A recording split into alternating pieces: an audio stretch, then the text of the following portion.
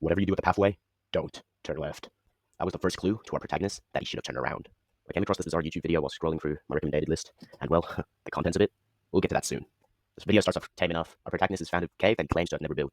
He's hesitant to go in at first, but then he finds a sign that changes everything. Goth baddie girlfriends in this cave. Our protagonist enters the cave, and the first thing he finds is a chest with a sign that says, "Do not open." But our protagonist, being the smart little cookie he is, promptly changes the sign name to say, "Do open" instead. Inside, he finds a book and quill, and what it says is disturbing. Whatever you do at the pathway, don't turn left. Pushing forward, our protagonist finds an emerald cave, and promptly, he finds the pathway. Our protagonist leaves the cave, goes outside, and makes two L shapes, so he can conclude which way's left. What we can get from this is that, well, the protagonist is an 11-year-old kid. But wait, when our protagonist builds the L shape, he concludes that east is the left direction. But what he failed to find out was that your left and right change with your perspective. So when our protagonist chooses his direction in the pathway, he mistakenly chooses left. But then, our protagonist performs something that only Sherlock Holmes could dream about. Using a deep slate lock on the wall, the protagonist finds out that this cave is not naturally occurring. This gives us one of two things. The protagonist is not alone, and whoever was following him was dangerous. In response to the fact that the cave may not be naturally occurring, the protagonist creates a clever and unique trick that only Minecraft veterans will understand.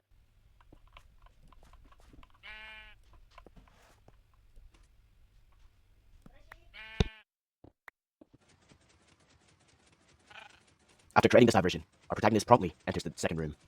This will be his last mistake. What he finds is the king in brown.